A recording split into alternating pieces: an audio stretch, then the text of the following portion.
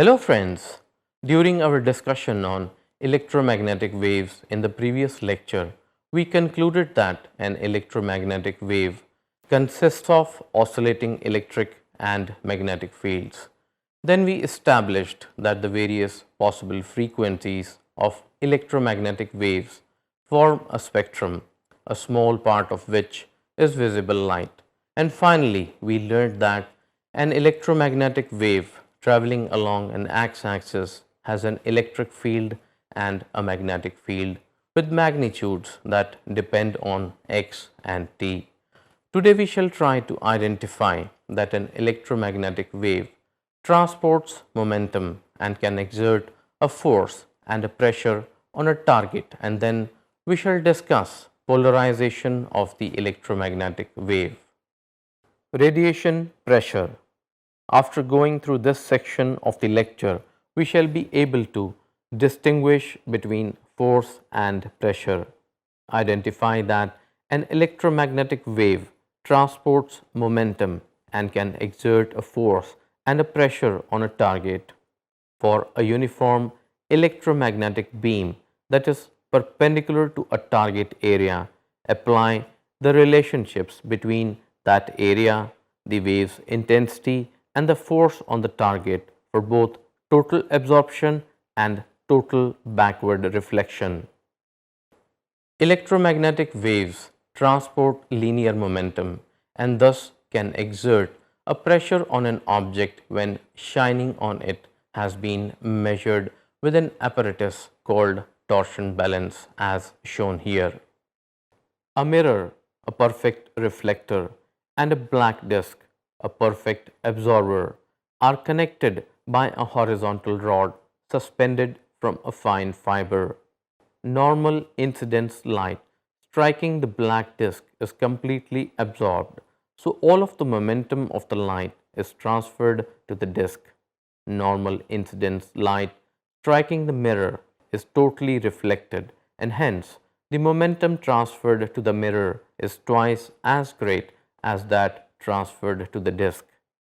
The radiation pressure is determined by measuring the angle through which the horizontal connecting rod rotates. The apparatus must be placed in a high vacuum to eliminate the effects of air currents. The pressure exerted, however, must be very small because, for example, you do not feel a punch during a camera flash, but you can always find an expression for the pressure. Let us shine a beam of electromagnetic radiation for a time interval t. We shall assume in this discussion that the electromagnetic wave strikes the surface at normal incidence and transports a total energy U to the surface in a time t. We further assume that the object is free to move and that the radiation is entirely absorbed by the object. Maxwell showed that if the surface absorbs all the incident energy U in this time, the total momentum P transported to the surface has a magnitude P is equal to U upon C. The pressure exerted on the surface is defined as force per unit area. Let us combine this with Newton's second law and we get P is equal to F upon A, which is equal to 1 upon A into dP upon dt. If we now replace P, the momentum transported to the surface by light, from equation A, we have P is equal to 1 upon A into dP upon dt, which is equal to 1 upon A d upon dt into U upon C, which comes out to be equal to 1 upon C into du upon dt divided by A. We can write this as du upon dt is equal to delta U. We recognize delta U as the rate at which energy is arriving at the surface per unit area, which is the magnitude of the Poynting vector. Thus, the radiation pressure P exerted on the perfectly absorbing surface is equal to S upon C. Here, do note that equation B is an expression for uppercase P, that is the pressure, while equation A is an expression for lowercase p, that is linear momentum. If the surface is a perfect reflector, such as a mirror, and incidence is normal, then the momentum transported to the surface in time t is twice that given by equation A. That is, the momentum transferred to the surface by the incoming light is equal to u upon c, and that transferred by the reflected light also is equal to u upon c. Therefore, P is equal to 2u upon c. The momentum delivered to a surface having a reflectivity somewhere between these two extremes has a value between u upon c and 2u upon c, depending on the properties of the surface. Finally, the radiation pressure exerted on a perfectly reflecting surface for normal incidence of the wave is equal to 2s upon c. Polarization. The orientation of VHF, that is very high frequency television antenna, is not the same everywhere. It could be horizontal or vertical. The difference is due to the direction of oscillation of the electromagnetic waves carrying the TV signal. In India, the transmitting equipment is designed to produce waves that are polarized vertically. That is, their electric field oscillates vertically. Thus, for the electric field of the incident television waves to derive a current along an antenna and provide a signal to a television set, the antenna must be vertical. In North America, the waves are polarized horizontally. The objectives of learning in this section would be to distinguish between polarized light and unpolarized light. For a light beam headed towards you, sketch representations of polarized light and unpolarized light. When a beam is sent into a polarizing sheet, explain the function of the sheet in terms of its polarizing direction or axis and the electric field component that is absorbed and the component that is transmitted. Distinguish between a polarizer and an analyzer. The figure here shows an electromagnetic wave with its electric field oscillating parallel to the vertical y-axis. The plane containing the electric field vectors is called the plane of oscillation of the wave. Hence, the wave is said to be plane polarized in the y direction. We can represent the wave's polarization, that is, state of being polarized, by showing the directions of the electric field oscillations in a head-on view of the plane of oscillation as in figure B. The vertical double arrow in the figure indicates that as the wave travels past us, its electric field oscillates vertically. It continuously changes between being directed up and down the y-axis. Polarized light. The electromagnetic waves emitted by a television station all have the same polarization, but the electromagnetic waves emitted by any common source of light, such as the sun or a bulb, are polarized randomly or unpolarized. That is, the electric field at any given point is always perpendicular to the direction of travel of the waves, but changes directions randomly.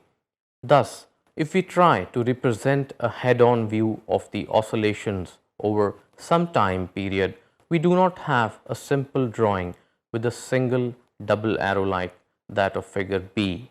Instead, we have a mess of double arrows like the one shown in this figure. In principle, we can simplify the mess by resolving each electric field into y and z components.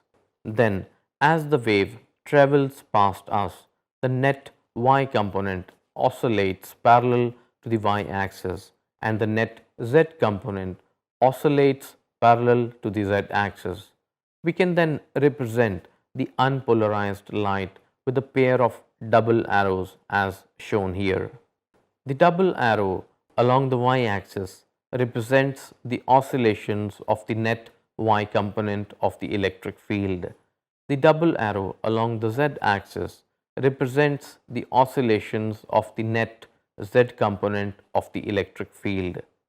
In doing all this, we effectively change unpolarized light into the superposition of the two polarized waves whose planes of oscillation are perpendicular to each other. One plane contains the y-axis and the other contains the z-axis. One reason to make this change is that drawing figure B is a lot easier than drawing figure A. We can draw similar figures to represent light that is partially polarized. Its field oscillations are not completely random as in figure A, nor are they parallel to a single axis as in figure B. For this situation, we draw one of the double arrows in a perpendicular pair of double arrows longer than the other one. Polarizing direction. We can transform unpolarized visible light into polarized light by sending it through a polarizing sheet as is shown here. Such sheets, commercially known as polarides or Polaroid filters, were invented in 1932 by Edwin Land while he was an undergraduate student. A polarizing sheet consists of certain long molecules embedded in plastic. When the sheet is manufactured, it is stretched to align the molecules in parallel rows. When light is then sent through the sheet, electric field components along one direction pass through the sheet, while components perpendicular to that direction are absorbed by the molecules and disappear. We shall not stay on the molecules, but instead shall assign to the sheet a polarizing direction along which electric field components are passed. Thus, the electric field of the light emerging from the sheet consists of only the components that are parallel to the polarizing direction of the sheet. Hence, the light is polarized in that direction. In figure, the vertical electric field components are transmitted by the sheet. The horizontal components are absorbed. The transmitted waves are then vertically polarized. Intensity of transmitted polarized light. We now consider the intensity of light transmitted by a polarizing sheet. We start with unpolarized light, whose electric field oscillations we can resolve into y and z components as represented in this figure. Further, we can arrange for the y-axis to be parallel to the polarizing direction of the sheet. Then only the y components of the light's electric field are passed by the sheet. The z components are absorbed. As suggested by figure, if the original waves are randomly oriented, the sum of the y components and the sum of z components are equal. When the z components are absorbed, half the intensity of the original light is lost. The intensity of the emerging polarized light is then equal to half I0. Let us call this the 1/2 rule. We can use it only when the light reaching a polarizing sheet is unpolarized. Suppose now that the light reaching a polarizing sheet is already polarized. Figure shows a polarizing sheet in the plane of the page and electric field of such a polarized light wave traveling towards the sheet. We can resolve the electric field into two components relative to the polarizing direction of the sheet. The parallel component EY is transmitted by the sheet and the perpendicular component Ez is absorbed. Since theta is the angle between electric field and the polarizing direction of the sheet, the transmitted parallel component is Ey is equal to E cos theta. Recall that the intensity of an electromagnetic wave, such as our light wave, is proportional to the square of the electric field's magnitude, that is, I is equal to E square RMS divided by C into mu 0. In our present case, the intensity I of the emerging wave is proportional to E square y, and the intensity I0 of the original wave is proportional to E square. Hence, from equation C, we can write I upon I0 is equal to cos square theta, or I is equal to I0 cos square theta. Let us call this the cosine squared rule. We can use it only when the light reaching a polarizing sheet is already polarized. Then the transmitted intensity I is a maximum and is equal to the original intensity I0 when the original wave is polarized parallel to the polarizing direction of the sheet. The transmitted intensity is 0 when the original wave is polarized perpendicular to the polarizing direction of the sheet. Two polarizing sheets. Figure shows an arrangement in which initially unpolarized light is sent through two polarizing sheets P1 and P2. Often the first sheet is called the polarizer and the second the analyzer. Because the polarizing direction of P1 is vertical, the light transmitted by P1 to P2 is polarized vertically. If the polarizing direction of P2 is also vertical, then all the light transmitted by P1 is transmitted by P2.